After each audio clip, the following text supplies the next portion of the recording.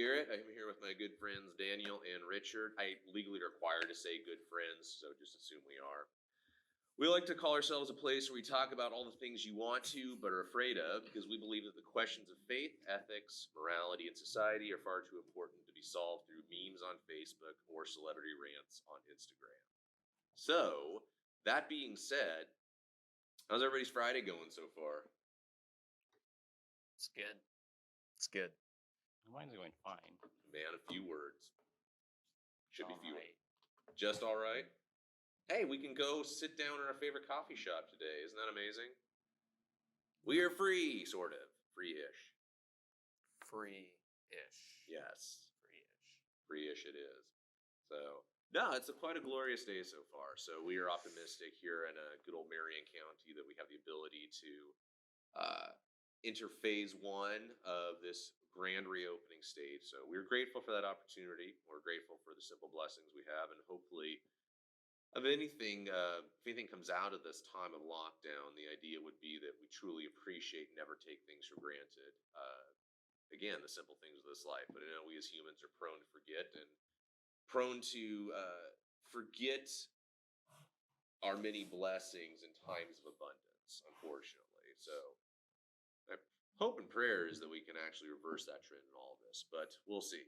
I think it's weird. We had this spirit of unity and hope and common good for about 2 weeks of this before it seems to, at least if you go by the general media reaction, which you probably shouldn't, but if you go by the media and social media reaction, descend into madness and division and finger pointing. So it's unfortunate, but I've discovered if you look beneath the surface level, which is what we try to do here in this forum, again, that's the whole purpose of this, is to realize that truth and complicated issues are far more nuanced than the social media world would want to make it.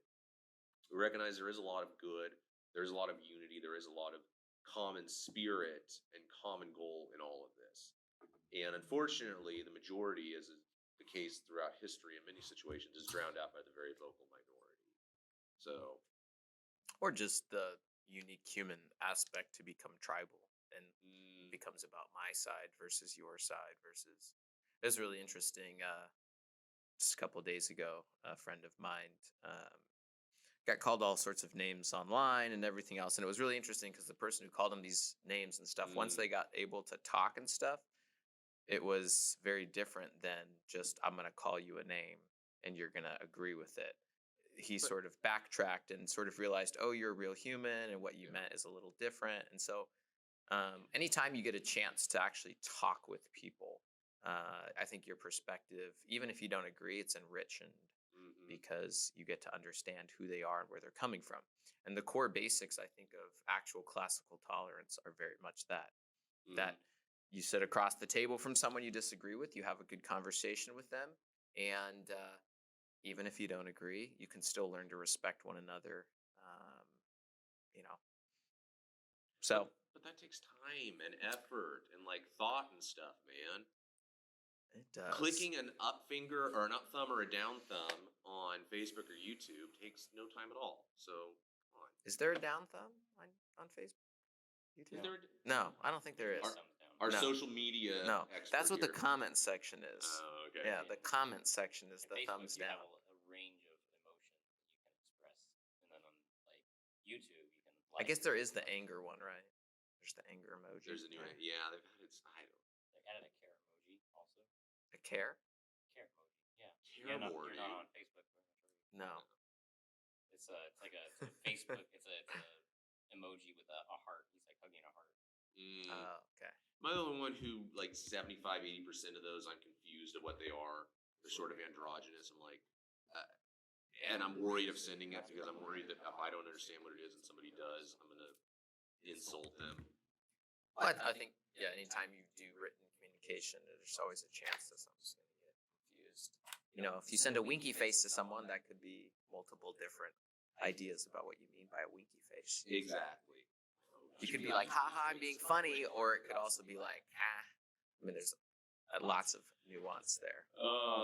Imagine that language is more complicated than reducing it to a simple smiley face or winky face. Although it was good enough for the first forms of written communication, I guess.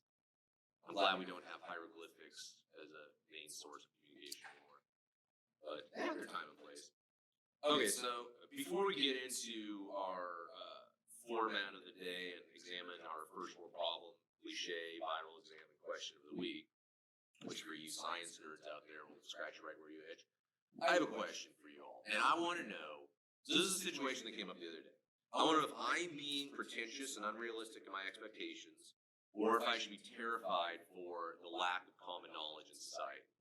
So, oh, thank you, by the way. Oh, and it's gone. Sorry. You gotta have the right ambiance in here, or else we can't think properly.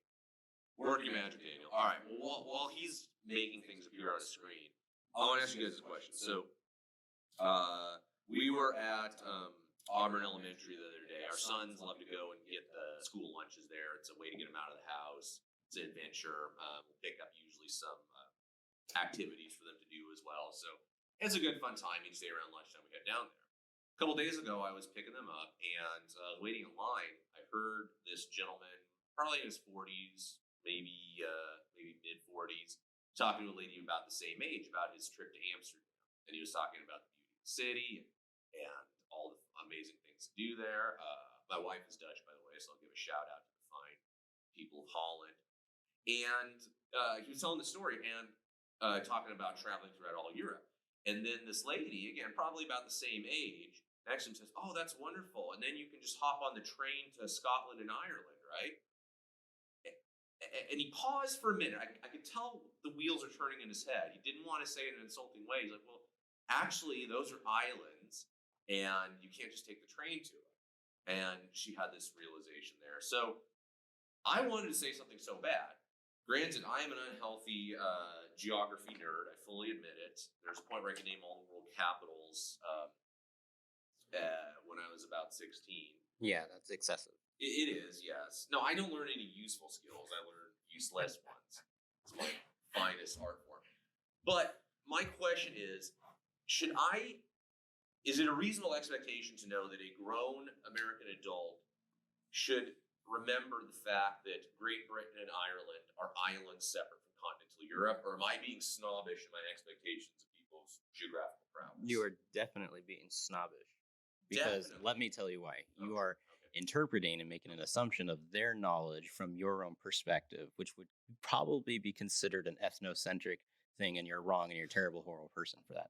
Sorry, I'll go to my room and think Well, about it it. would be. I'm just it would be kidding. I don't know. interesting- That was just a I dumb. think you'd have to do some more digging. Did the person were they just nervous and trying sometimes you're talking to someone and you're just trying to build rapport, right? Connection points, Mhm. something you have in common, and so you're throwing something out there, but you're not really thinking. You're just trying to And so it could be one of those things. It would be interesting to know that they just said something and they're like, "Oh wait, what am I doing? I didn't think about that." I They think that's seem happened. genuinely surprised. They seem relaxed and engaged, excited to hear about their trip, and they seem genuinely surprised. You know, or they just generally don't have an understanding of what Europe looks like. Well, I'm not saying you should know every single geographical point. I view it as there are basic tenets that you should know. Well, yeah. And I know "should" is a relative term, and I'm putting an expectation. As a functioning adult, I feel as though You know what's interesting I though. feel as though that's You know what's something you should interesting? I think to use this as a bigger context wear. point. Please do jump off. From there. Well, I just think it says something about is it okay not to know something? And I actually think when we talk about wanting to dialogue, sometimes people in dialogue are learning, and I think there's this sense even in our culture where it's if you didn't know something, then it's like a gotcha moment. Yeah. And gotcha moments don't produce lifelong learners. They actually, it turns on your fight or flight. It's oh, well, you didn't know that. You are so. So then you have to pull out a fact they didn't know just to prove. Yeah, I think I think gently helping someone understand, a geography thing. So I think this even gets down to how we treat people. What does it mean when we encounter someone who maybe doesn't know something? And if it's based on the comment sections of Facebook, it's I'm gonna roast you or call you names or tell you how horrible you are, versus being I guess that's okay. You didn't know they were islands, but they are. They're in the northwestern part of Europe.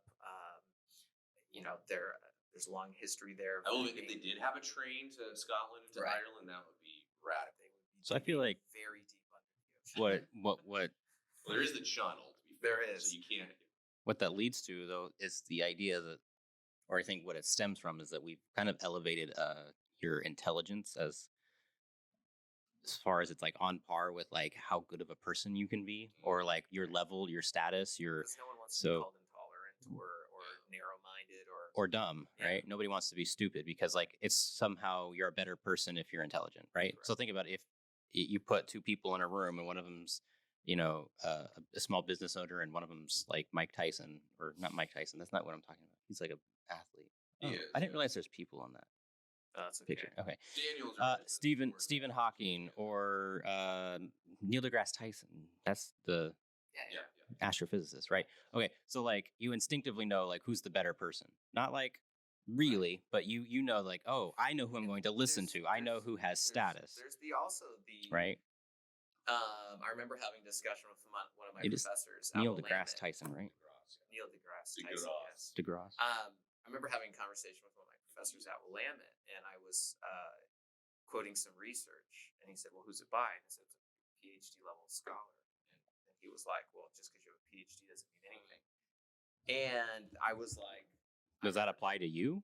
"Well, I don't know." Like But him, he the would professor? cite 20 PhDs. Well, but his point was that lots of people can get accolades. That doesn't mean that True. the thoughts that you have, and this is what's really hard. So much of argumentation is by authority.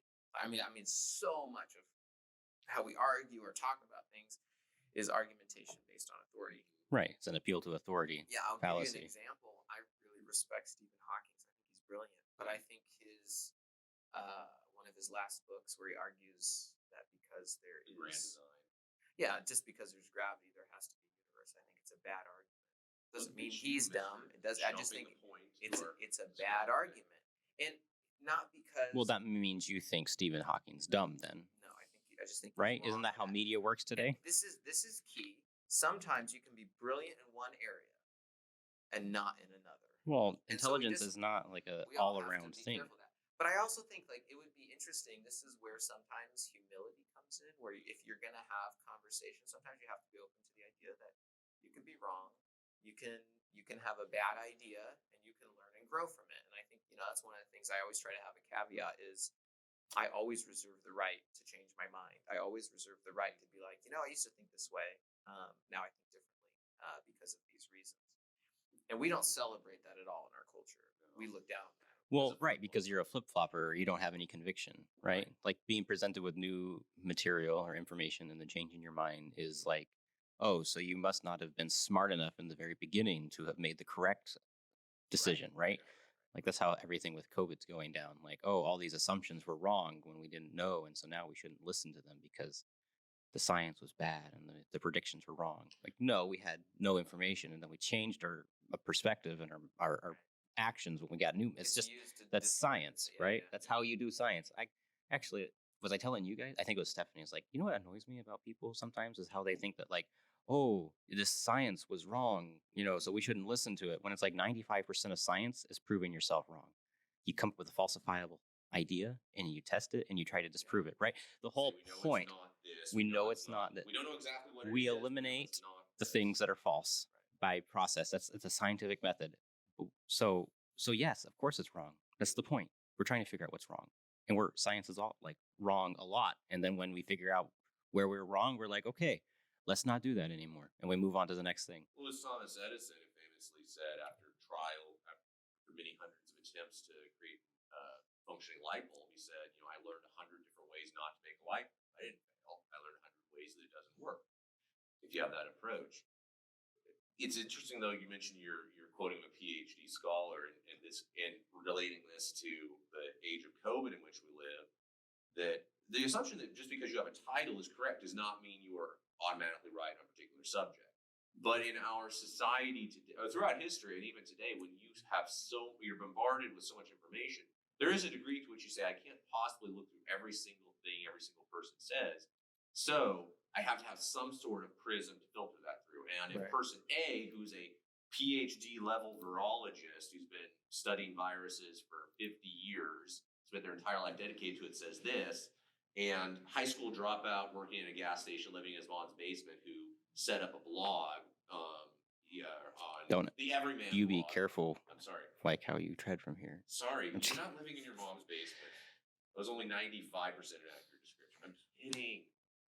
I'm just joking. Don't continue. All I right. want to hear what you have to say. Yeah, No, yeah. I So think I know where you're going. Which one are you going to trust? I know where you're going. Does that automatically mean that the virologist is correct? No, but if you have a limited amount of time, a limited amount of resources to process every single bit of information, you're forced to say, okay, by default, based on what I have available, I'm going to default to the fact that the virologist knows more about what they're talking about. The problem with that is they also might know that, but then that brings in the whole dichotomy of values, which is maybe the virologist says like never leave your house and you'll never get a virus. He can stay. Well, that's the thing. And then you're like, well, wait a minute, but throughout all of life, like there's a balancing act of information, which is why it gets complex and you have to talk about it. You have to balance out certain kinds of information. But yeah, it is a prism that you have to, look through. Yes. Well, back to my original illustration, there's no moral value really or life virtue to whether or not you know that Ireland is an island. I mean, I guess you're planning a road trip there. But there is moral virtue to how should we act in light of COVID-19? Should we leave our house? It's not just this is what the virus does. There's an element of should we leave our house or not? What is a greater moral value? How should we apply I wasn't really going there. What I was going to say is this is how we deal with people's not knowing things. And as long as we live in a gotcha culture, I don't know that it's helpful. And I don't know that it helps people grow or learn new things or be able to dialogue. And, one of the greatest things I think I learned from studying Plato, not that I agreed with everything Plato said, but that he felt the greatest way to good knowledge, or as Aristotle was quoted as saying, we don't know if he actually said it, but the life unexamined is the life not worth living. Oh, Socrates. Or Socrates. But technically Aristotle wrote it because he's the only one who wrote about Socrates. So it's the question of who, anyway, blah, blah, blah. Yeah. But the key... It was said. Right. I mean, that's what he said. I attribute it to Aristotle because he's the one who wrote it. The key is how do you treat people who maybe get some information wrong? And I think that's the real key is like, how do you treat someone? Like, how do you help someone come to new knowledge and say, oh, well, have you heard of this? And that's a life dedicated to learning and to teaching and to growing. Not one of saying we have all the answers and we figured everything out. As we're about to, dive into this question, we're not the first people to talk about it. So, well, the idea is it won't be the last. I hope not. To dive into questions that matter. Yeah. Because there are certain questions, there's certain information that has a much greater bearing on how we are to live in light of that information than others. Right. Knowing which movie won the Academy Award for Best Sound Effects Editing in 1999 has little to no bearing on the way I live my daily life. Knowing why the universe came into being and what its ultimate purpose is does, and it should, although what's sad is that people often reflect more on what the latest celebrity Instagram influencer is wearing than on questions such as the origins of the universe and the origins of morality and purpose. If there is So that's an interesting assumption. Why does it matter? Well, if the foundation of everything is A, then it will produce certain results. If the foundation is B, it will produce certain results that we should aspire to. And that presupposes the question of what is a human, I think, is greatly absolutely like I'm not sure if this is a valid reason. So careful with this, but I believe it was Aristotle or Plato who talked about beauty is in the eye of the beholder. Well, we can talk about why a statue looks a way it does. What are its attributes? What are its physical attributes? But the beauty is sort of an aesthetic. It's like almost an intangible, right? Beauty is something that you see, but you don't quite know how to pin it down, but you know it when you see it. Right. And but you can't come up with a mathematical equation that says 10 this plus is 2 beautiful. equals beauty. Yeah. Right. You're looking at a sunset. It's beautiful. So the question, you know, uh, what started the universe, I think, is related to what does it mean to be a human? And is there a spiritual dynamic there? Is there something more than that, et cetera, et cetera, et cetera? I don't know if we're quite ready to jump in, but I was actually going to talk about how this argument goes all the way back to Greece. Of course. Of course, and I would love to start with that. So let's keep going, and then we'll get to how this relates to Greece. Last time we I find it realized- offensive that you take pride in your Greek heritage. I'm just, I'm not responsible for my Greek heritage. To quote Lady Gaga, I was born this way. Well, hey, they gave us philosophy, democracy, and John Stamos. So there's that. also a hodgepodge of English words. That's true. I will say I wish that was a Greek word. I didn't And Hodgepodge. many words for love. Yeah. I didn't really have a full appreciation for the complexity of the English language until I took Greek. And I say, oh, that's why we do what we do. All right. So we realized last week we spent about 90% of our time leading up to the question of the day and then had very little time to actually dissect it. So we do want to fast track this a little bit today to get to the main parts of our argument, as opposed to all these shenanigans, hijinks, and hilarity.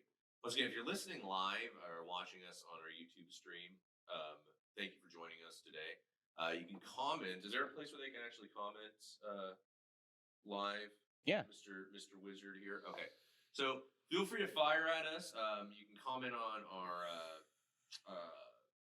There's this comment section on the YouTube page. What he said, and we will do our best to read them. If you have questions, thoughts, if you want to have a topic you'd like You us guys to will read examine, them. I'm not reading them. yeah. You ain't doing a dang thing. If there's thoughts you'd like to share, questions, comments, or things you'd like us to discuss, feel free. We love to engage. We don't want this to be a monologue where we just sit and in an echo chamber reinforce our own beliefs. So we're looking forward to engaging with you as we go. But we do want to have a little bit of fun today and build towards our grand question. So I want to start out with one of our favorite segments, one of our 4 favorite segments, because we only have 4. The first world problem of the day. So last week, our first world problem, in light of, again, present times, was when your Zoom meeting drops suddenly or freezes. Today, this actually happened to me a couple weeks ago, and I lamented upon it briefly before questioning again the luxury that I have of lamenting on this problem. That's when Google Maps fails to recognize the road is out, either closed or has not gone all the way through. You guys ever encountered this situation? Yeah. Yes. Yeah. Like there was a road barrier, and it told me to turn into it. And Yeah. I Just literally trust was the like, machine. so I had to Or go all the way detours. around, and I was like trying to Road figure out how to closures. tell it that it was there. It's like I wish there was a thing that I could just be like, look, there's a giant road barrier Take a there. picture. I wish there was like a way to report it. I Like, feel like there was a long time ago, like there was an option like this road doesn't exist or something anymore. right. But Yeah, just the other day, there was a huge road barrier, and it tried to take me through it, and I was like, not gonna happen. I was once meeting with somebody about half my age, and I actually pulled out a road map and was going over like, we used to have to unfold these on the road. You know what's interesting though? I will tell you this: if it's between Google Maps or Apple Maps, I mean, and this has been a while, but I will pick Google Maps every time. I Yeah. think Google's far more I've accurate. literally never used Apple Maps in my life. Yeah, well, consider yourself lucky. One time, Apple Maps tried to take me onto a closed freeway entrance. Like it had been closed Oh. for years. It had barricades and all sorts of stuff They skipped a day. in the city of Seattle. And I was like trying to turn left, and then there's all these barricades. Just trust the machine. It knows. One time it had me try to traverse the Bridge of Doom, actually, and cross the Wizard's Lair. So I started to question it after that. wait, what? Sorry. It So wasn't my really a question bridge, is, it was more of a causeway of so we have like Teslas You know, and for stuff someone like who that. doesn't pay attention to any like space stuff or any sci-fi stuff, you sure reference it quite often. Oh, there's For someone nothing- who's never seen Star Wars and like you That reference is it. not true. I never sat down and watched a Star Wars movie from beginning Right. to end. My I just love brother- it. I love it when he makes everyone mad by getting Star Wars the best. and Dumbledore and Harry Potter and all of that stuff When all mixed Picard up. had to team up with Dumbledore Yeah, to return there we the go. ring to Endor, that was the best ever. Right. I'm telling you, man. It's good. Should write a book on that. It's just a button that you can't stop pushing. All right. So we all can agree that having the ability to talk into a machine and it tells us where to go with 99.9% accuracy. I think the best example of that is in the Office series when Michael and Dwight are in the car Yes. and he has one of those new, like at that time it was just the dash mounted one. But he's Yeah. like, it's telling me to go right. And he's like, no, Michael, it means veer to the right up here. And he's like, no, it's telling me to go right. It can't be wrong. And then he just turns and he drives right into to the lake. Yeah. I need to catch up on that. It's one You of the know- best Office moments ever. I actually remember that show. I missed out on The Office a lot because I was in seminary at the time and I did not have a TV for a year. So I became more of a Parks and Recer. I know people say you like Parks and Rec, you like The Office. I've almost watched all of Parks and Rec. Parks and Rec is good. It's quality. It's I good. feel like I'm some weird mixture of Ron Swanson and April Ludgate at different moments in time. Well, yeah, I can see that. Do you like working with wood? I do. Yeah, and you do. I'm know rebuilding a these chicken stats. coop. So there's that. So yay for technology, although it's imperfect. Okay. So our cliche of the day, as we've mentioned many times, we'll mention this every single week. We believe that again, truth and matters of truth are too important to be boiled down to memes or Facebook rants or their predecessor, the age-old cliche.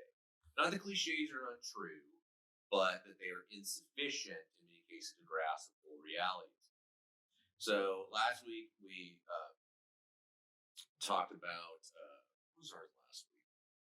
We're all in this together. That's right, and how it's technically true but insufficient given the gravity and the diversity of situation we're in. Today, another one. Again, relating this to just stuff I've heard during the siege of COVID that people said with good intentions, and that has an element of truth, but you misguided when applied in certain ways. And that's people who say, in regards to a response to the pandemic, they say, we will never regret doing too much. We'll regret not doing enough. The idea that, okay, if we end up locking everything down, it turns out it's not as bad as we thought, and, it didn't end up being that bad, and we can just kind of laugh at this, but it saves lives. They say, we won't regret doing too much. But if we don't lock down everything, we don't take it seriously enough, and way more people die than necessary, we will regret doing too much. That's the premise of the argument. And I've heard that in many forms from different people. And while there's the old adage, the older cliche, maybe predecessor is better safe than sorry. There it is. And I would say true, but it has its boundaries, limitations. Again, at what point is the cure? What point is doing too much actually causing more trouble and actually causing more human suffering? If you believe there is a good, it is detracting from the good more than not doing enough. I mean, it has to be a sliding scale. I think we can agree that a complete worldwide economic collapse is, in many ways, worse than a certain amount of, and this isn't to minimize human life in any capacity, far from it. Those of you who know us, you know that that's not what we're trying to get at, but at some point you do have to weigh the realities of the human life. So you're using this as a way to just jump right into the should we open or No, close? okay, I'm just saying, okay, take it out of this reading context. I'm saying that in any situation, the old way you never regret doing too much argument Well, okay. has its boundaries and Hold on. limitations. Every cliche has its limits. So a cliche, like for example, if you were trying to start a business and you were like, I'll regret doing too little, that could probably be true. That could probably be true because maybe you needed to do more so that your business would be more successful, or putting in your best effort, or I didn't put in my best effort in college, or whatever.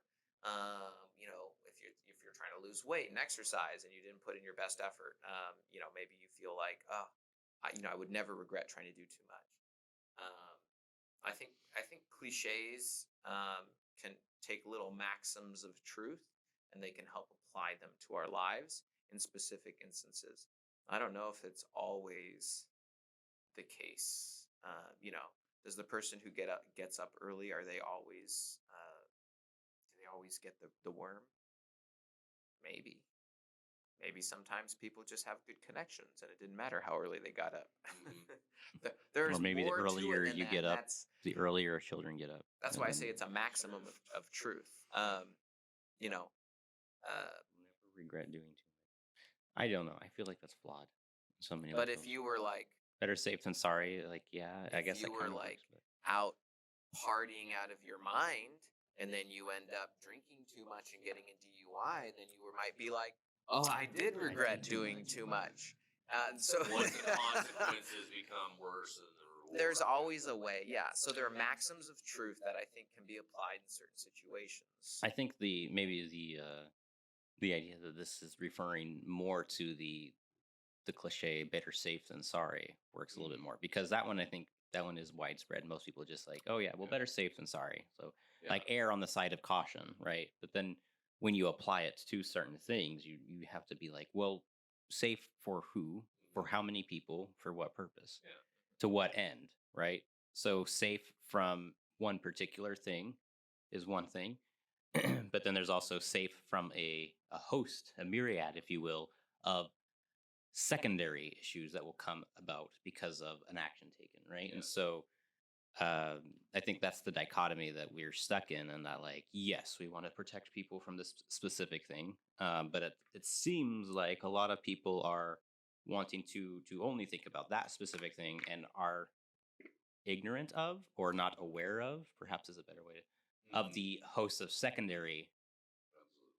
comorbidities, I guess you could say, things that will occur because of a loss of a job or a layoff or things of that nature. And so but those are things that are already not really talked about a Well, whole bunch, right, right? and So it's the whole already under the radar. right. I don't really fault people for not thinking about it, The because if you're not in the that whole situation, the whole discussion though has been framed as either you hate old people and want them to die. I've literally seen people say that online, or Thinning out the social security ranks is one I've heard. They're like, that's one of the original conspiracies, is that it's to eliminate the olds or oh so on. yeah, So no. Or you are that's terrible. and it's pretty terrible, yeah. Yeah, there is a middle ground of learning to balance. I would, from the data I've seen, there is a very large increase of suicides right now. The calls. I can't remember where I read it, and I should have written it down. But one of the states has seen, the amount of suicides they get in a year in the last 4 weeks. I mean, there are other factors that take, so that it's a little more complicated than just, oh, you want to reopen or not reopen. It's or you value the economy more than human life, or right. yes. But it was interesting. I got a phone call. I took a survey, something to do with the tax in Oregon, about whether we should tax beer and alcohol more.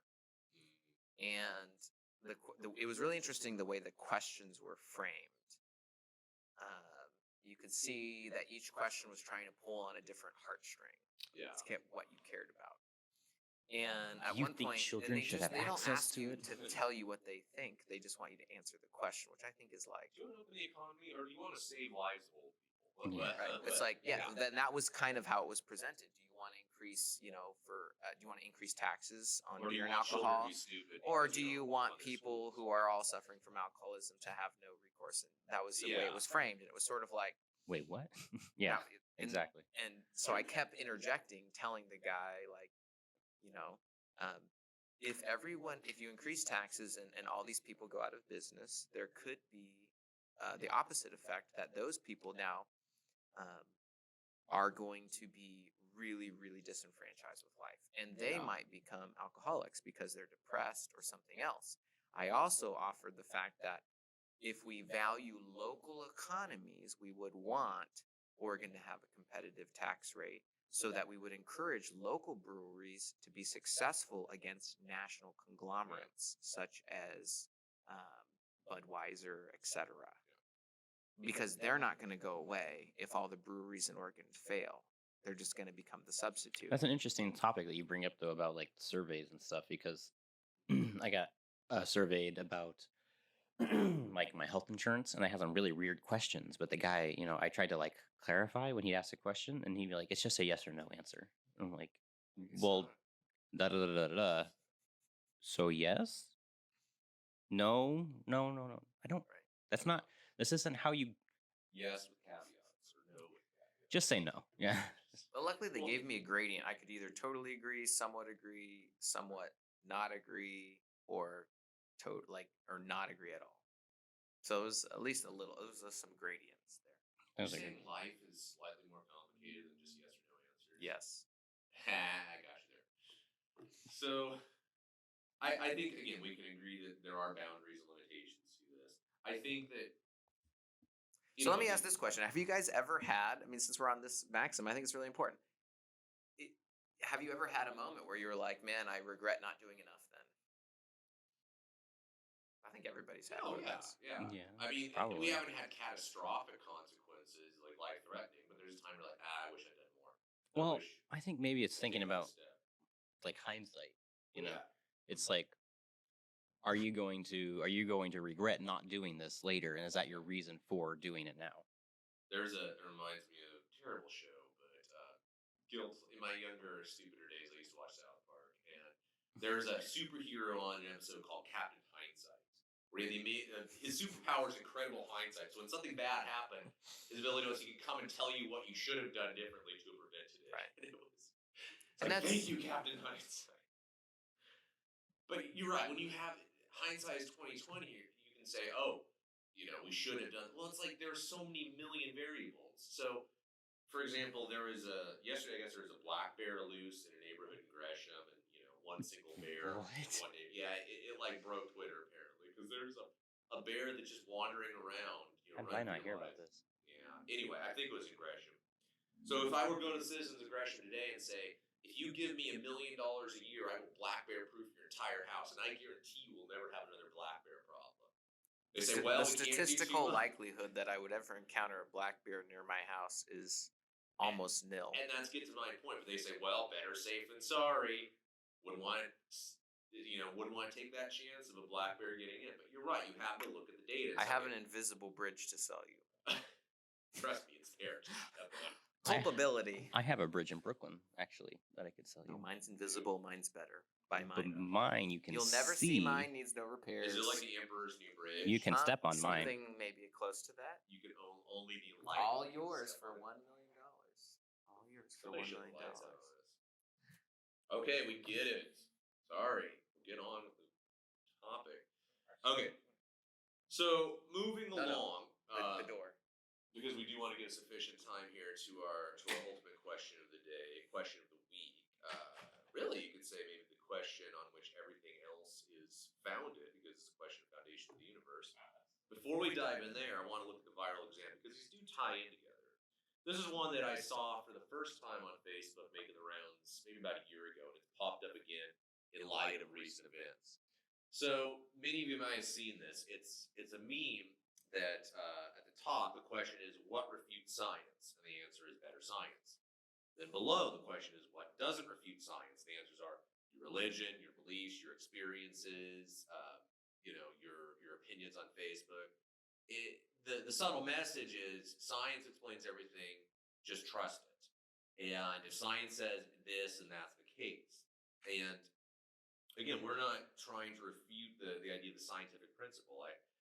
As a person of faith, they often pit the two against each other. And I always say one of the reasons I believe personally, when you look at the history of science, that we believe science is even possible rests on the idea that the universe is rationally intelligible, which is we'll get on to our question of the day here. I believe is only sufficiently grounded in the idea that there is an intelligence behind the universe, i.e. an intelligent being. We'll dive into that in just a minute here. So we're all pro-science, but we have to recognize that science is not as simple as A plus B equals C. And That's math. What's it? Well, technically, mathematics is the only thing you can prove because mathematical principles are true regardless of whether the physical universe is real. 2 plus 2 still equals 4, even if there is no material in existence. Yes, but mathematics cannot inherently prove itself to be true. That's true. You have to presuppose something, which we'll get to here. You have to ground yourself in something you cannot empirically prove. You cannot use reason to prove reason. You have to presuppose that reason is real. So I just want to get your thoughts on this. Is it, while again not technically untrue, does it grasp the full complexity of the issue? The fact that only science refutes science, nothing else refutes science. So there's a couple ways to look at this. Like I'd slice up the pie, is what I would do. What pie are we having? Is it cream? Well, no. Cherry? There's a way in which science is used as a tool to create hierarchy of what's considered fact and what's not considered fact. Yeah. For example, in the same way, maybe the church in past has said things like, well, this is true because we say it's true. Science can be used in that way. So when and so that's the question is true science, I think, is just left up to scientists fighting it out and seeing which idea prevails.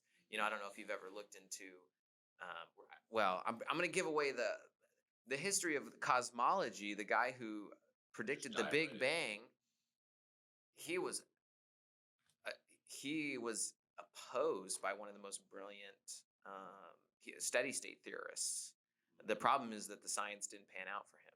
It was clear that there was redshift and that stars were moving away from each other. Talking about Hubble? No, it was actually before that. Windows? I'll get their names wrong. This is why I need to have my computer in front of me so I can. You can get it. I will. Literally good. But the key is that they're in the public sphere.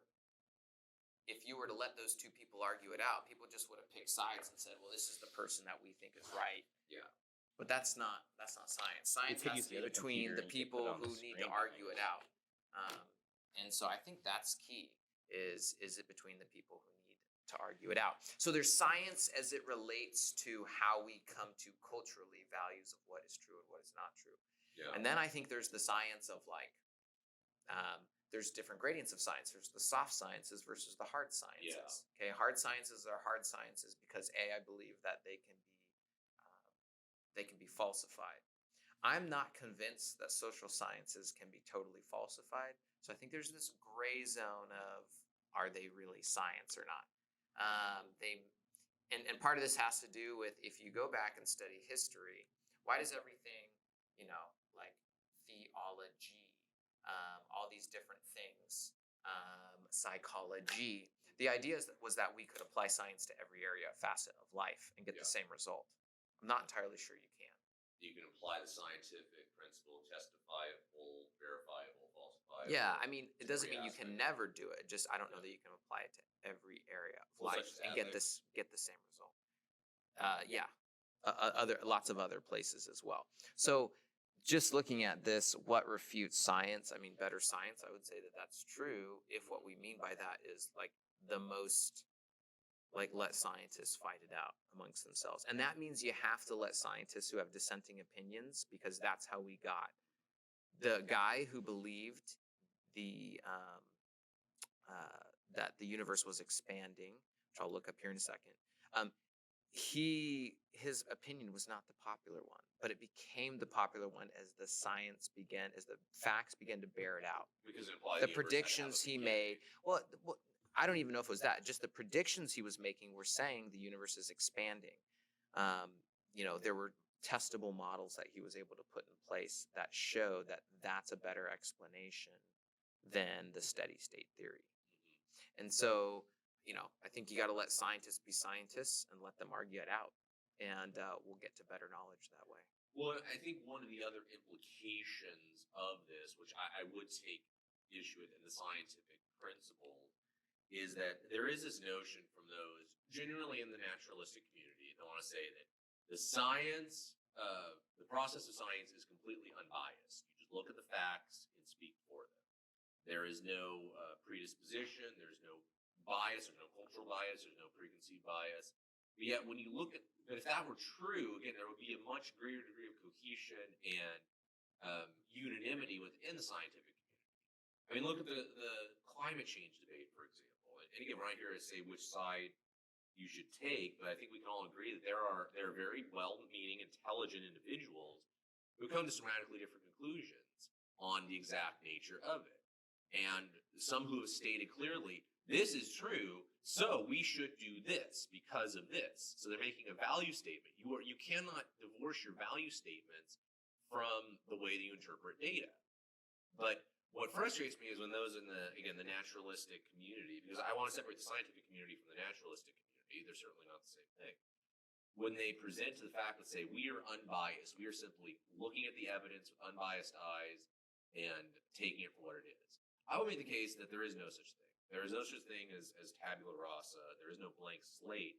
Every single thing we approach in life, we come with certain predispositions, groundings, as they've been called, and to a degree, they filter the way that we observe data. Right. It's Fred Hoyle. Okay. Yeah. Freddie. And George Garnaut. So Fred Hoyle was the proponent for steady state theory. Okay. So I would say that's one of my big issues is the idea that, so for example, the people of faith often get accused of believing what you want to believe to be true and allowing that to interpret your data. You want there to be a supreme being. You want there to be life after death. So you try to look at this information and filter through that lens in order to get to the conclusion you want to be true. And in some degrees, in some ways, that's unfortunately been the case. I've heard people make the argument that we should believe God exists because it makes the world a better place. You should believe it because it gives life purpose. I'm like, that's great. That doesn't make God exist. All right. I could say I want to believe that this calcium deposit on my shoulder, which hurts every day, isn't really there because it'd be better if it wasn't there. That doesn't change the fact that it is there. As we'll get into here in a little bit, I don't think you should make the case that there is an intelligent mind behind the universe because it makes it a better place. I think there's evidence for it. My point, and I'll just wrap up with this, is that those in the naturalist community, and I've seen this firsthand, will do the same thing. But yet they'll often accuse us of allowing our biases to affect the data. Go for it. Well, so first of all, this is a really old question. So if you go back to What refutes science? no, I think the question of the week, which I think we just need to jump right into because we've What already is the best explanation for the universe? So then Right. this ties us into the scientific angle. And ties so us into our let question me- of I- why is there a universe rather than nothing? yeah. Why is there a universe rather than nothing? I'll let you make your opening monologue. So the basic thought is, first of all, this isn't a new discussion. This is one that's been going on for a long time. So Aristotle was a steady state person. He believed that the universe was just infinitely old. And then there were others like Plato who believed in a demiurge that sort of formed the universe. Maybe not necessarily the creator of it, but formed it, brought it into being. It shaped came about as the result of some Right. other. There were the atomists who believed that in Greek philosophy, believed that the world was nothing but swirling atoms. This is where we get the idea of atoms from. And so this debate is not new. It's not one that's going to go away, and I don't know it's one that we can ever definitively know. I thought that's why we were here, is to solve it. So here's the problem, and I think this is a really key thing in when we're talking about this. If science limits itself to what can be known inside the universe, then whatever happened to cause the universe, if there is such a cause, is itself outside of the universe. Therefore, it could never be known to. So I wanna say that I think the best way to think about this is this: those who are inside the universe cannot see what's outside of it. Whether you're a Christian, a Muslim, or an atheist doesn't matter. So whatever your speculation is about what caused the universe, we're all making faith claims because they're metaphysical claims. Right. They're claims that are outside the scope of what I believe science can do. So if you say there is no God, I believe you're in the same camp as those who say there is a God. Now, everyone's going to go crazy and say, oh, no, that's not true, and we believe in science. But understand what I'm saying. The question about what happened outside the universe or caused it to come into being is a metaphysical question.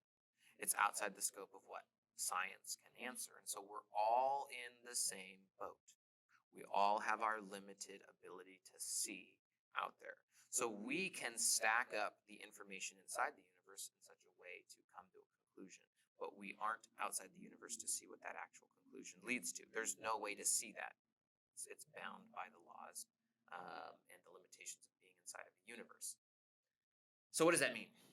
That means the long-standing tradition of people arguing over, when is faith and when is reason, I think is irrelevant because I think they're all models of saying something that we can't ultimately know. They're outside the scope. So what does that mean? So I want you to think about the history of, actually, let's just start here. The long-standing history of what science has done in this equation. So Jewish people, Christians, and Muslims have all maintained that the universe has a beginning. There's a big, long history of information about that. We could go into the Kalam cosmological argument that Muslim scholars used math to come up with. But at the end of the day, the question comes down to, I think it's something really simple. Why is there something rather than nothing? It would make more sense for there to be nothing given what we know Well, about. here's all I would laws and say. It seems to me that the most that we can know about the universe is this. If the thing, if the universe had no cause, you wonder, what is it that would make a universe? Okay, it seems absurd to say that nothing could do something. Is this another way to put it, really succinctly? Unless you try to redefine nothing, which Lawrence Krauss has been tries one. to do. But even that, I mean, a quantum don't- vacuum is not nothing. That's Correct. another discussion. Correct. I also believe that Stephen Hawking's a very smart guy. I mean, no disrespect to him. His argumentation about the reason there's a universe is because there's a law of gravity. That's not nothing either. Any logical movement towards something contained within the universe, which in the singularity does not exist. Gravity does not exist in the singularity. Can itself not be the answer for why there is a singularity? Well, That's not a good thought. And briefly to Hawking's point, I'll let you continue, but I think it's also important to recognize that, and John Lennox said this very well in his review of the book, that laws don't create anything. Correct. Laws are that which we simply use to describe processes that normally happen in a material universe. Gravity doesn't have a will. Law of gravity doesn't do anything. Gravity is what we use to describe the relationship of force between objects. Well, the gravity doesn't differentiate between dropping a baby or a rock. Exactly. It just does what it does. It has no will. It simply is. And without material, gravity only exists in a universe with material. Yeah. So, this is a long-standing question. And so I think at the beginning of any of these discussions, because I don't disagree with the Big Bang. I think the Big Bang accurately describes the history of the universe as we know it right now and as the data shows. The interesting thing is that the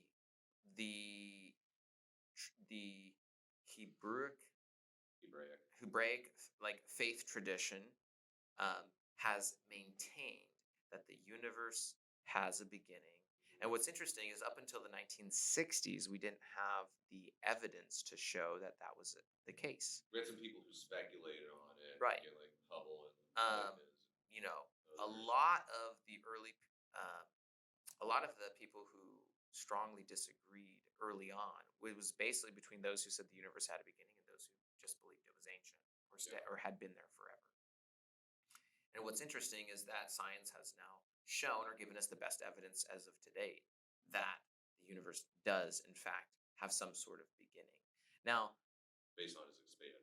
Based on the expansion, based on the point that you can get back to some point in which time, the point of the singularity is this. All known laws and mathematical formulas completely break down at that point. They no longer apply. They don't exist. Gravity doesn't exist. There's no strong or weak force, a nuclear force. There's no electromagnetic force, none of that. All that's gone. So it seems difficult to me to revert back to this idea that anything inside of the universe could be the cause of the universe. Because whatever that cause is, it seems did not exist at the point of a singularity. So it seems more reasonable and rational to believe that something, I don't know what that's, well, we all have speculations. We could all argue and disagree. And I think this is the limit of where we could be. That something, it is better or more rational to say that something made the universe or caused it to come into being rather than nothing. I think that, to me, seems pretty clear. People may disagree with that. If you do disagree with it, you can let us know. But this is not something that I've just started reading about. I've thought about this for a long time. Now, that does not prove that God exists. What it says is that it seems to be more reasonable that whatever created the universe is itself a something. Yeah. It's different than the universe itself. It's not the universe itself. It's something other than it. And, if you go and say, well, there's billions and billions and trillions and trillions and trillions of universes, you only push the problem back because there always has to be the thing that starts everything. Right. And so I think that's really key So then, in my thought in this. if you concede that point, you could take that though, and you could say, okay, so the universe started, and you think that some sort of entity or force did it. Where did that force come from? Well, and that's Where did God come from? Richard Dawkins' argument was who created God. I don't know. So maybe there's more to it than we could know. But the thing is, I think it's important to realize that nothing within the universe has the capacity or the ability to measure or test or maybe even detect that which is without the side the universe. Yeah. Without like outside the universe, essentially. Um, essentially, I mean, for one, physically, we can't reach the end, and if it's expanding from a singular point, we can't go backwards through time. We can't punch through space. We can't really manipulate any of that kind of stuff. And then if it's so inherently, it's like you said, it's metaphysical. It's beyond our universe. And so how do you use internal logic and systems to detect and or measure things that created those things, right? Or something like that. You couldn't detect them, but you could go back and say this. There is no case in which our experience would ever contradict the idea that something has to do something. Like a nothing never does something. But that is outside of our what experience. if, since we're talking about before the universe formed, time and space and laws had no applicability because the things in which they act don't exist, is it plausible that in a non-universe, a different universe than ours, things can randomly occur with no cause? Is it possible that there exists a universe where things can occur with no cause? Some people might go to quantum mechanics and say, we can show that things happen without a cause. But I think that really just comes down to the unpredictability of the outcome of there's probability involved at the quantum level. It's not that there is no cause. It's just that the probability of something happening is within a range of possible. Like if you're going to predict where an electron is going to be, there's a probable range of where it's going to be. Right. You're not going to know exactly. And then when you measure it, all sorts of things happen. Right. So, well, and there's argument about whether that's. But the key, my fundamental thought is simply this: if it is true that things happen from nothing, then everything we know about science fundamentally breaks down. Yeah, because you can't rely on cause and effect anymore. Right. Yeah, I mean, everything goes out the window. Because you can just be like, oh, that just happened. Right. And again, the closest that scientists try to get to the concept of nothing, I often use this exercise with people. I say, close your eyes and think about nothing. That's still something. The only prism we have, we usually picture like this blackness, but blackness is something. The emptiness of space is something. So you really can't grasp the concept of nothing, because the only prism we have to filter it through is the prism of something, because we are something. We exist in something.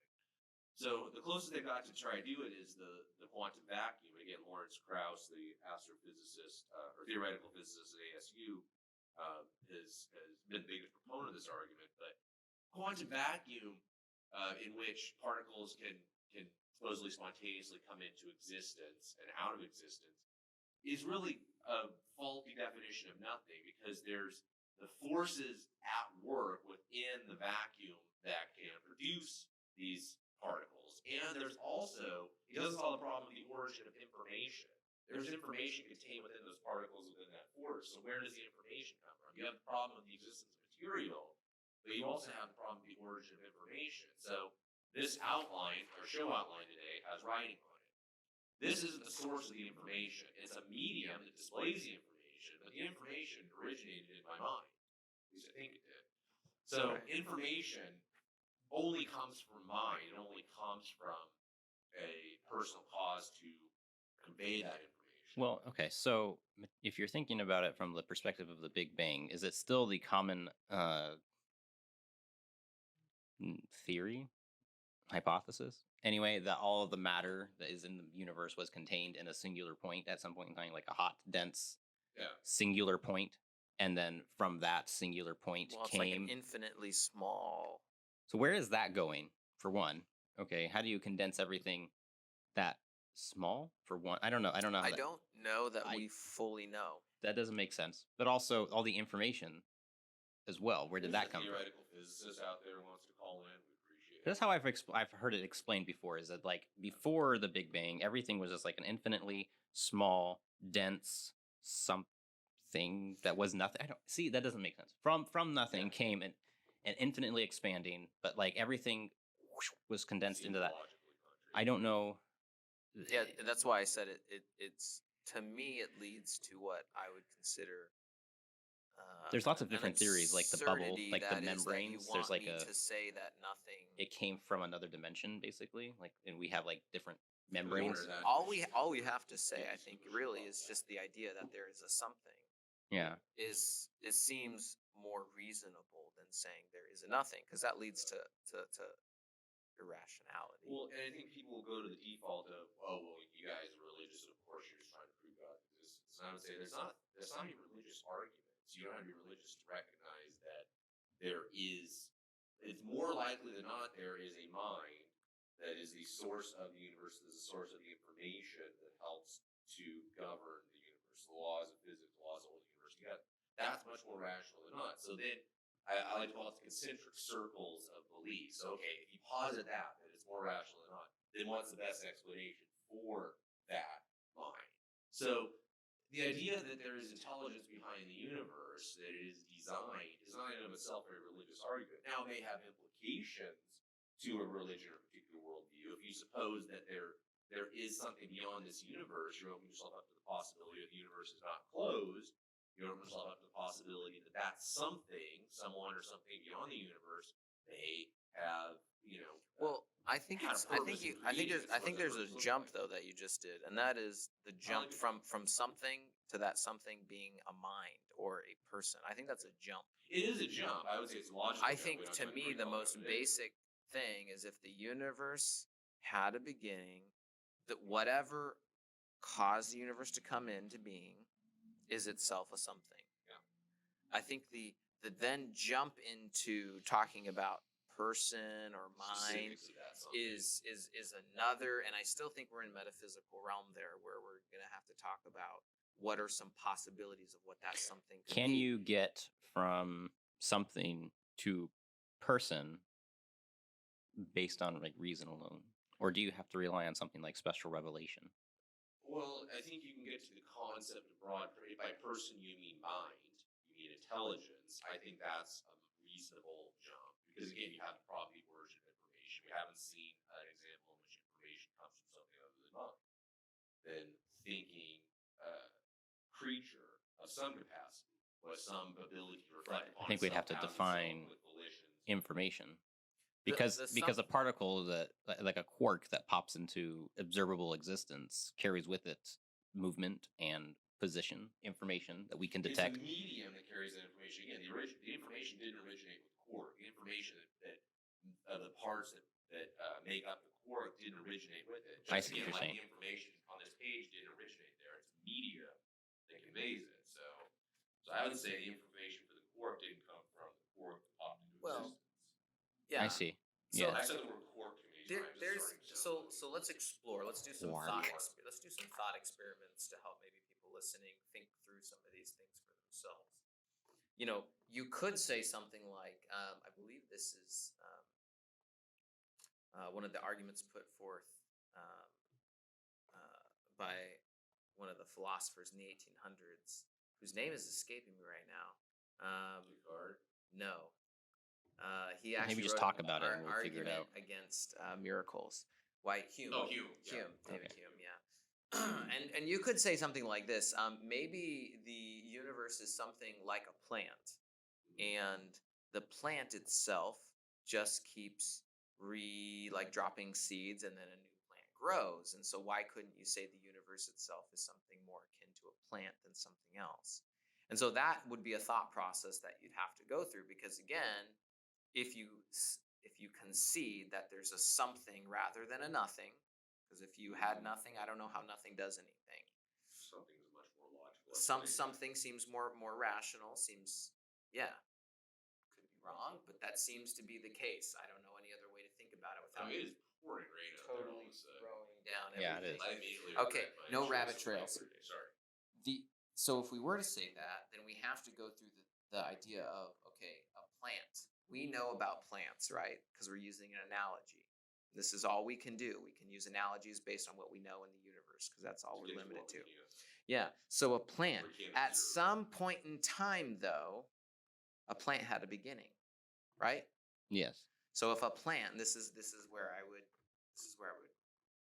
maybe say I disagree with David Hume, Mr. Hume. Is You a hate plant philosophy. is a kind of thing if it is like the universe, which itself also must have a beginning. And so it doesn't get you out. So if there's a plant-like thing that's just dropping universes into existence. You're talking about the universe making machine. Yeah, thought universe making experiment, machine, but basically. he argued it in the form of a plant. No, that makes sense. But that's it's Because been easy. recontextualized. Right. The information again contained. You are within the plant only had to moving absorb. the problem back if Yeah. that plant is anything like what we know a plant to be. Yeah. And everything that we know comes from what we know inside the universe, right? It could be that there's outside of the universe nothing makes sense and everything's irrational, but that doesn't seem to be the case. But if it is, then why are we even talking about it? Because it wouldn't matter. But the key is, if you move to that place, then the plant itself is a thing in which we know must also have a beginning. And if the universe is like the plant, then the universe must also have a beginning. And whatever made the universe, right, if it's like a plant, would also have to have a beginning. You've only moved the problem back. So I think yes, and that makes it the logical argument. I think like that you can come at it from both sides, and you can essentially be like, I think that you're not completely irrational to form a belief that because there is something that had to have come from something, and I believe that something to be a person that has a mind and a will, and I will call that God. And then God created and brought all this some things into existence, and I want to know who that God is. Right. I think you could also come from the other side and say that outside of our universe, prior to there being a universe, the laws in which we think, like cause and effect, do not apply. And so there could have very well been a time at which there was no such thing as a thing, and then spontaneously things came into existence. Because while it contradicts cause and effect in our universe, it wouldn't contradict cause and effect in the universe where cause and effect does not exist. And so when you get, it's still a metaphysical claim. What it's would a still, universe look like which has no cause and effect? could it even exist? I don't know. But You I don't. only filter it through the prism of a universe. But I'm not that doesn't talking about have it. I a mean, traditional paradigm to even speak I'm not of. saying not you're wrong. even- I'm just no. asking the question. Right. How would that even look? I What wouldn't. would that I wouldn't look even like? call it necessarily a universe. I would just say the outside of the universe. So we have an orderly constructed. No, we have an orderly formed universe right now. We have cause and effect and laws and things obey physics, etc. There could be with outside of that. This could be a bubble, and outside of that, nothing. There's it's free game. There's nothing, and there's some things. There's spontaneous creations of other universes and stuff like that. I don't. It. So I mean, we could follow. But that. you could go. There's definitely different a directions. prism in which you could follow that. You could follow that down and just say, okay. This is something that I've just been thinking through Yeah. recently. It's not Yeah. like I haven't actually No, gone You're good. in depth on this, because to me that would actually be. So when an atheist comes out and says, well, okay, so where did the something come from? I don't think that's just, like we've already said, that's just pushing the same question back. What I'm trying to say is that maybe there is a reality existent outside of our present reality in which nothing and somethings, and there's spontaneous creation and information comes out of nowhere. I don't know, black holes. What's on the other end of a black hole? Maybe that's where universes come from. All that information gets trapped, and then it's, I don't know. What I'm saying is that actually gives you a logical place to go to solve the issue of where something came from out of nothing, rather than what created God, right? So if we did go there, Sure. I mean, let's do a mind thing. So let's say that outside of the universe, there's just a thought experiment maybe is a better word. Let's say there is thought experiment is a better word. Let's say there is a whole slew of things that just don't make any sense. Why should we presuppose that whatever is outside the universe is radically and totally different than the things that we find inside the universe. And so if your claim is that the outside, and I'm not saying you're wrong, I'm just saying think through it. This is what we're doing. We're thinking, if your claim is that something outside of the universe is totally radically different than everything we know inside the universe, what would you offer for me to say that is a worthwhile thing to believe in, rather than saying the thing outside of the universe is in fact some way resembling the kinds of things we find in the universe, intelligible, ordered, has particular ways that It's make things bound by a understood. certain set of laws and principles. Well, Or and just that it's understandable, because if we say that whatever's outside of the universe is like totally out of comprehension, it just unicorns are popping in and out of existence, farting rainbows everywhere. I mean, that's what it is. I smell a hit TV show. What possible? What have you what guys seen Rick and Morty? What unicorn farting rainbows or rainbow farting unicorns? Rainbow That's hard farting to say. unicorns are outside of the universe. like, I finish- love Just that popping band. universes, squatty potties are popping We are universes rainbow farting into unicorns existence. on stage. What- Listen to them. But do you see where I'm going? Yeah, Just no, I get your what question. possible how would you make an argument that would lead me to believe that? Because the whole purpose of believing something is true is partly based on its validity as a good, thoughtful, right? Like the reason applies, Right. like evidence applies. But then you remove all that and say, well, that could be it. Now I'm going to ask you, based on the laws inside of the universe, why would it be more likely? And you're going to have to use reason. And so there's this conundrum you get into anytime you exhort to, well, the universe could just be something we don't know. But why? Right. And then we're going to have to use reason to sort of argue into an absurdity that is. Do you see what I'm saying? Like you kind of run into a wall where you're like, you can't go any further. You'd have to state it Well, a priori without experience and just say, well, that's what I believe is true. we've already covered that, though, that we can't use the so we can't why use science in the strict sense of like testing something, falsify. Like yeah, we can't go outside of the falsify universe. metaphysical claims. Right, but so we they're can use metaphysical. other means. Well, but to can we? explore them. So is it rational to conclude that because this reason exists within our mind, one singular species in this vast universe, we have the ability to reason the way that we do? Is it rational to assume that that line of reasoning works all the way back to before the universe began? And The so prime reality is it reasonable to assume that our reason is capable of describing nothing or describing an existence beyond our universe? So at that point, I would say suspend reason and then go from there. And at that point, I feel like you lose people, because if it's not reasonable, I won't even consider it. But it's like, that's an unreasonable, to get to anything metaphysical, I think you have to suspend the ability to be able to comprehend it completely.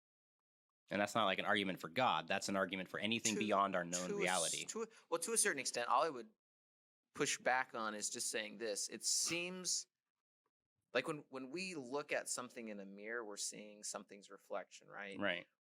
It like in Hume's case, he says, there's this plant-bearing thing that makes universes. Well, that means they resemble one another.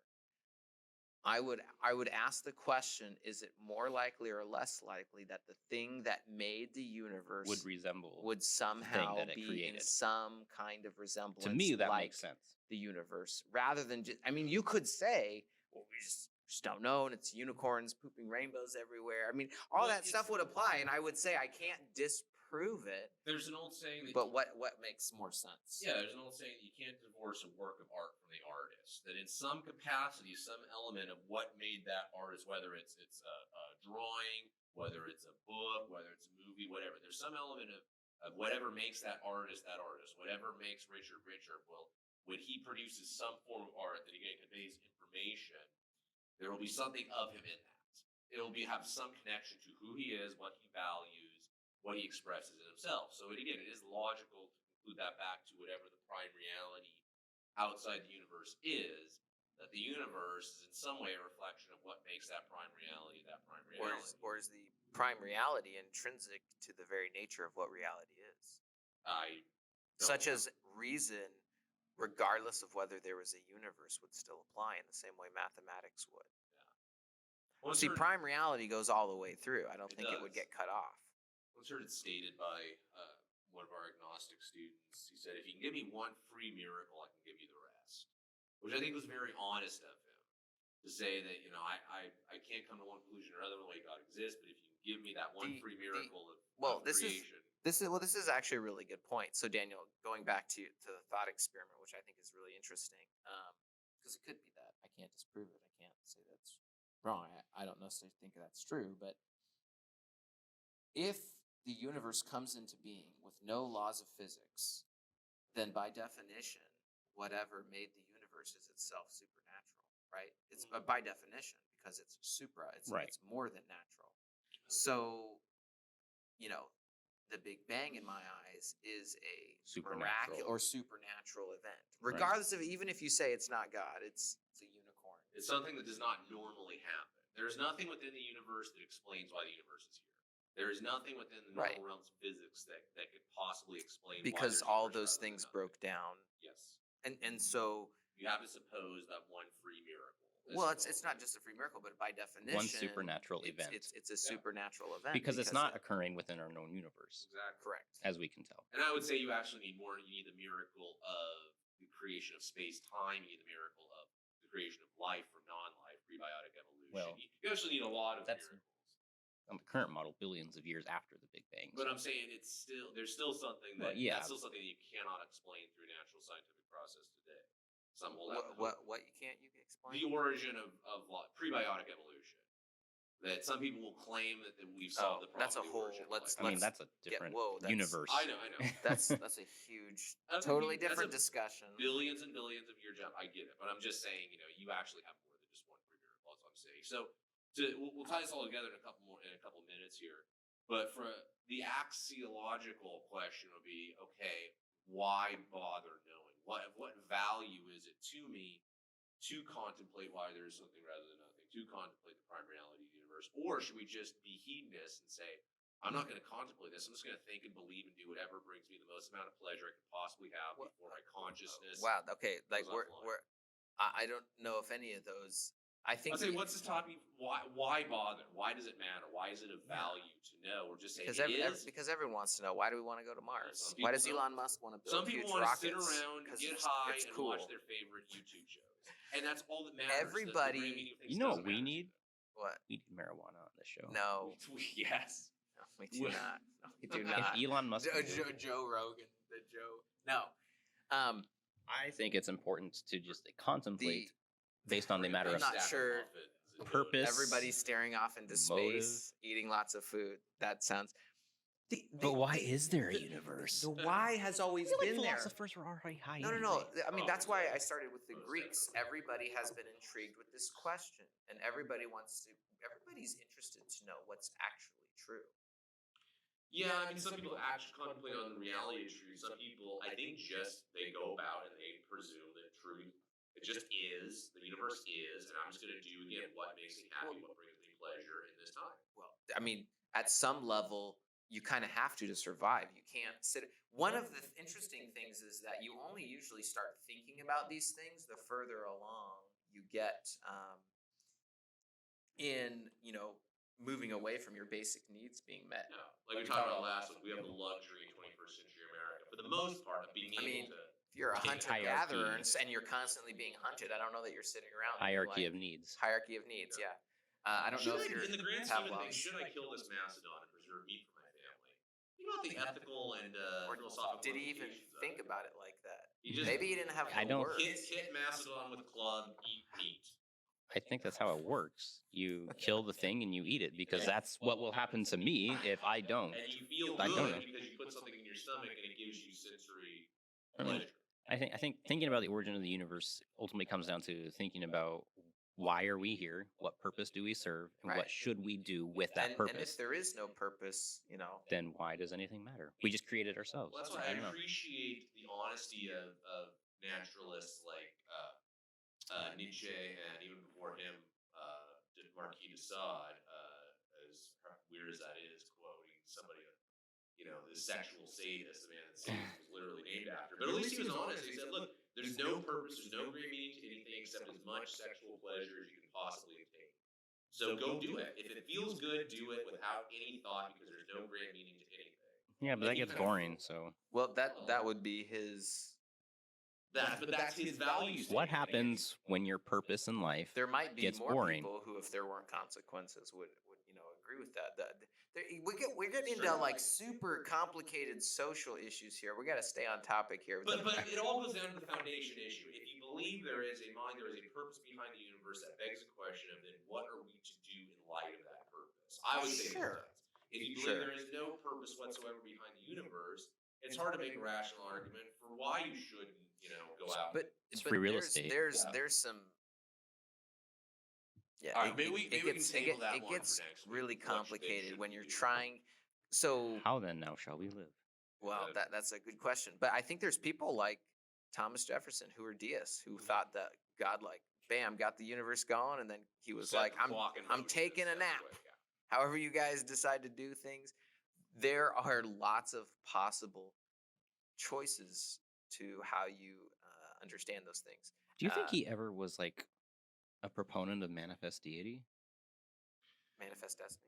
You mean? Yeah, sorry, Yeah, it's manifest destiny. It's the same basic thing. Well, that I would was- be imply that God actually had a will. That would kind of go against. Well, his that's what because I don't know if he did, and that would be something I would have looked into. But that was a pretty big thing in the expansion in America and all that kind of the manifest destiny. That like this is our God given right, which is interesting because that might be contradictory to the fundamental beliefs of that the God founding cares fathers. about what the American nation does with its land. Yeah, I don't know. That's another thing altogether. All right, we're an we should- hour and 20 in. We should wrap it up. Probably park this plane. Well, anyway, I hope you guys were intrigued, and I hope that you got some different thoughts out of this. And like I said, we're not the first to talk about this. We will not be the last. Hopefully we took some steps to get to the point. And I really hope that maybe even a better picture to really say this, why I think this is right, is a lot of times, even in my life where I've struggled with believing in things, the thing I've always come back to realize is this: whatever we're claiming about metaphysics, science can't ultimately go there like the hard sciences. So if we're standing on a cliff and we're all pointing out there saying, well, we know this is there, we're speaking a little bit in ignorance. And so there's other tools we have to use to go to try to get there. Beyond the It's hard not sciences. just the hard sciences, because hard sciences only get you so far. Think about this. Kurt Gödel basically proved that any system that is complex enough to have arithmetic within it cannot inherently prove itself to be true. So how could you then use the universe to inherently prove that the universe itself is true?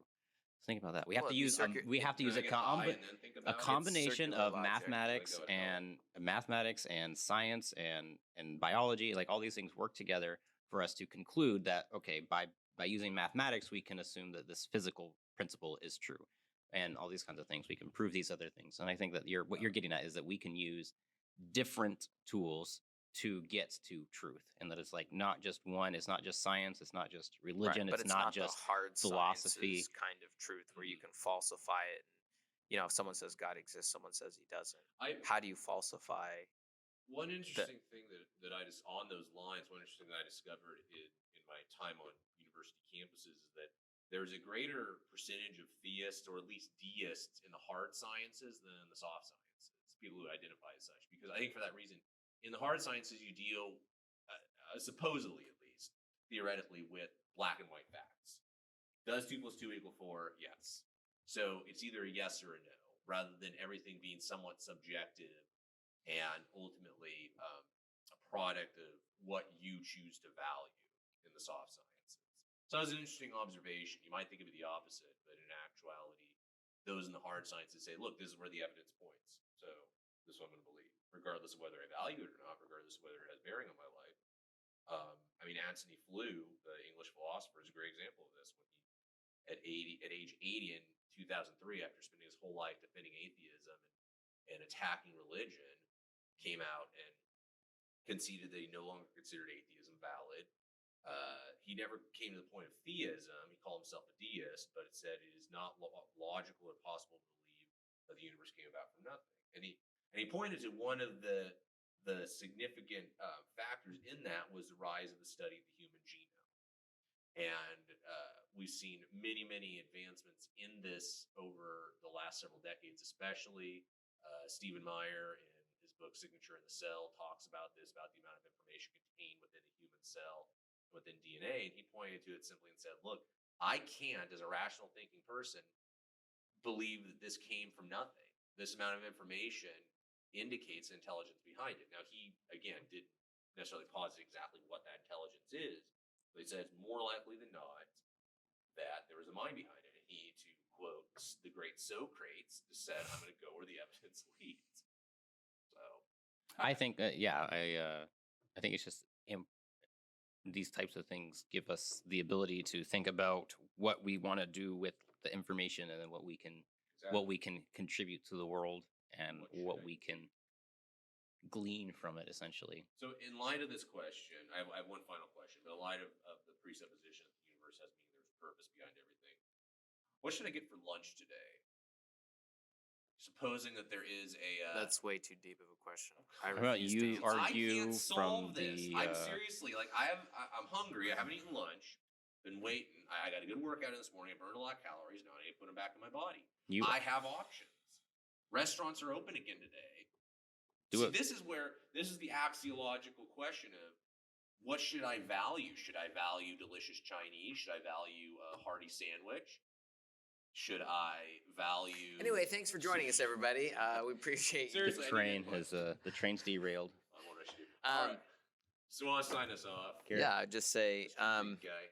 you know, wherever you're at in this whole thing, I would really dig into some of the information and look at some of the stuff we've talked about. And I hope you enjoyed discussing this, and we're going to continue to try to discuss issues. Try to be fair-sided. We're going to try to get some people on also who probably disagree with us and can provide an alternate perspective, because we really do want to have dialogue back and forth. And if you try want to to come understand on and tell issues. us how dumb you think we are, we'd love No, to actually, we share. don't want people to just tell people that they're dumb, because that's not beneficial to moving the discussion along. That's dumb. What? That's dumb. Okay, anyway. If you want to come start drama, hit me up. Yeah. What do you say? All right. All right. Thank you for watching, and we will be back same time, same place next week. Have a great day. Maybe. What? Oh. Maybe. Hopefully they don't shut us down. Good night.